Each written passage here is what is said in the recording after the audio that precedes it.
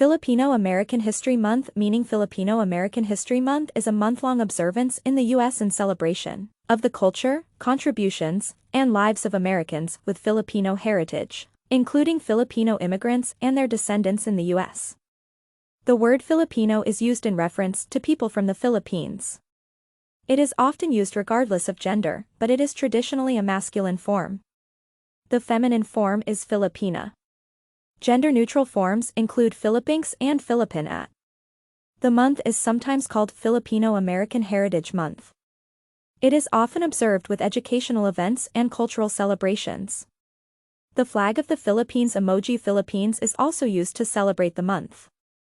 Filipino American History Month is distinct from Asian American and Pacific Islander Heritage Month, which is a broader observance, in May, in honor of all Americans with Asian and Pacific Islander heritage, including Filipino people.